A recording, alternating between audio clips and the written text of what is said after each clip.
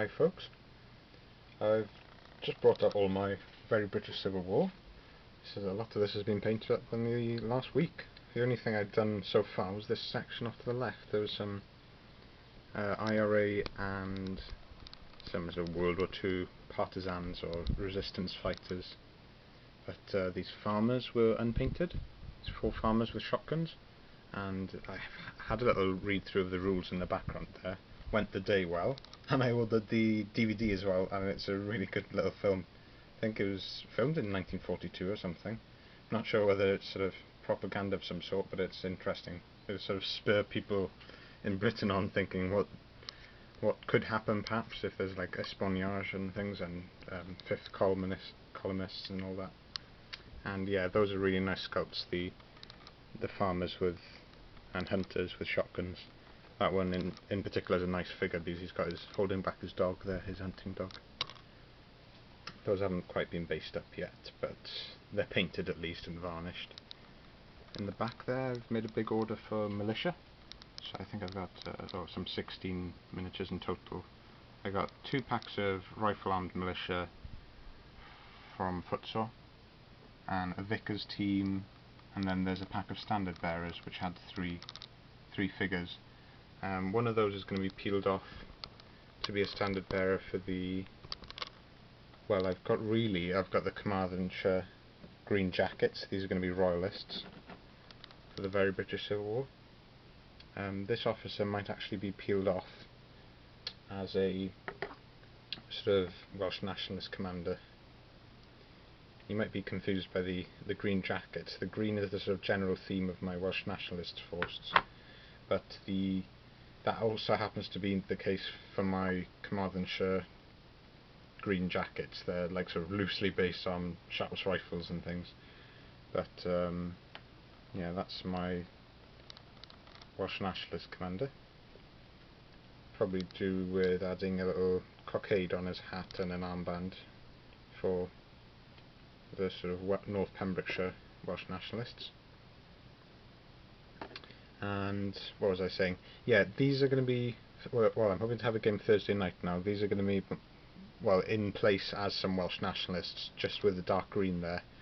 But in future, what I'm actually going to do with these is make them my Royalists, because they're well armed. They're all in helmets. They've got webbing. You know, they're all they've got some Vickers and even Prens in there. Boys anti-tank rifle. You might notice a few of these miniatures aren't, well, British Expeditionary Force. I quite like using the First World War, Great War miniatures. These now are particularly our First World War miniatures. These have all been picked up for 50p when the sort of gentleman passed away down the club early in the year. So I hope I've done them justice, really. And the piece de resistance, and is the same gentleman again, was these cavalry, and they were looking in a very sorry state. So yeah, I know there's a bit of a sad undertone to that, but at least they have been painted, you know, and they've had a new lease of life, hopefully, and have a lot of games in there. I've done them as, again, Carmarthenshire Royalists. I've gone for an orange-brown as the colour of the jackets with, and I'll just stabilise the camera now and show off a few of those. Again, I haven't done the basing on these, but these will be Royalist yeomanry, and in the Very British Civil War, at least in the scenarios and stories that Mark has written up, he's done a lot of the hard work basically he's set up the Very British War in its Pembrokeshire setting and the sort of Carmarthenshire area. So I've had a lot of the work done for me, really, and I've really enjoyed following that. And of course it's local, there's a bit of local history in there, and I really enjoyed, and he's done a proper job on that. And it's just nice to have, you know, these sort of very local units to you. And I think 4 out of 6 of these are conversions by myself. All these cavalry were 50p each, so for the 6 of them I've paid £3 total for them. Yeah, they're in the sort of sale and I picked them up. They all obviously a good price for cavalry, but they were mostly armless. They all had their left arms, but I think the right arms from Great War Miniatures are like optional, and four of them hadn't been glued in. So what I've done is gone in and converted the right arms. This one is from a Panzer Grenadier set of all things. The arm is just holding binoculars. Then I've tried to blend in that sort of gap.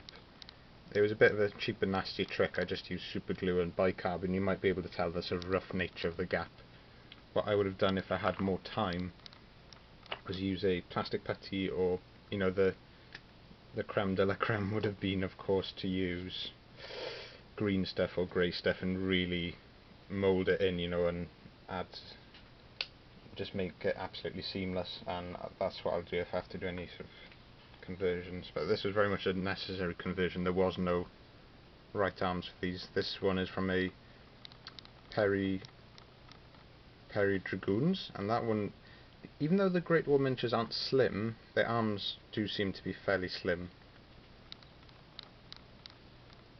So the miniatures themselves are quite chunky, but that Perry arm is quite nice there, I think. And he's taking on his sword, and I've been a bit foolish and left the sword in the scabbard where I could have lopped off the top half there.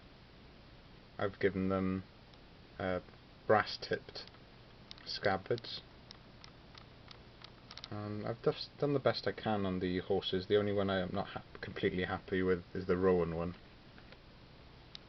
And yeah, I thought I had done it. I must have missed a pinstripe on him, but I've given them all dark green breeches with a white pinstripe. I think that's the influence of the Anglo-Zulu War coming through, for me anyway. This is the Rowan one, and I wasn't sure how to paint the horsehair, because I'm not sure how coloured Rowan horses are. I've done the actual flesh in Rowan, but not sure there.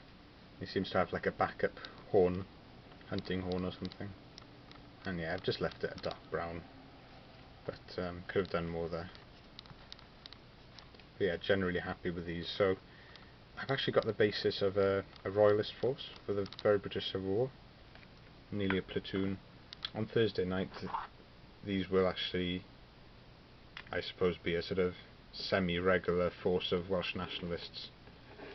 I sort of can get away with that just because of the dark green theme, but as I've said, I've got long-term plans for expanding my Welsh nationalists, and this militia from Footsore is going to help towards that. Really happy with this arm as well. Sorry that I'm showing you all of them, I'm just really happy with them. And gone a bit overboard with the... I found that Vallejo Black Grey is actually a bit too grey for a horse highlight. I need to probably cut in black even to that, even though it's dark. I've got to be really careful with that. Him then, I'm not so happy with him, he's not actually holding anything. But this was before I'd found the Perry Dragoon sword arm. And then this is the only... Oh, yeah, so I've converted 5 out of 6 there, I think? Oh no, I think the gentleman holding the trumpet actually is one of the original arms. Possibly. I'm not sure about that one, maybe not. This one anyway is armed with a carbine, and that's his original arm. Even then I had to chach that, and I've done a bit of a botch job on it. Yeah, happy with those. I must say, I like the colour contrast between the orange and the green. And what can I say about the rules? Look really interesting. They're tailor-made for the very British Civil War. Going to be hoping to add 4 cavalry to the unit of 6, making a unit of 10. Cavalry aren't really a separate unit in the very British Civil War. They're more sort of, think of them more as a sort of mounted infantry unit. So you could actually have like 6 cavalry, and I could just put 4 dismounted figures perhaps running alongside them, and sort of when I deploy them in front of an enemy, they could have just the cavalry holding back, and then blended in with a few dismounted troops. I think I'd quite like to do that. In hindsight, I could have done that with what I might do is, I don't know if it'll work really, if I could find 4 Great War miniatures that look similarly to that, but then paint them in orange, because they look very similar to the mounted cavalry, and do the sort of orange tunic. That could be nice. Might do that now, just as a sort of... I'm not sure. Maybe I'll leave it. Yeah, I'm not sure about that. They're the gunners, the sort of armed gunners. Loaders, sorry. And yeah, you've already seen those. Militia, I won't show you now because they're in the black primer. That's very dark to show off on the camera, but I've done the metal work on them. Need to do the flesh real quick. Then, well, yeah, try and burn through the uniforms as fast as possible. They're going to be dark green, and they're not going to be Royalists at all. No, they're going to be firmly my Welsh nationalists. They've been able to find a few helmets, but some of them are in berets. And the flags. It's all about the flags. Definitely need to put out all the stops for that.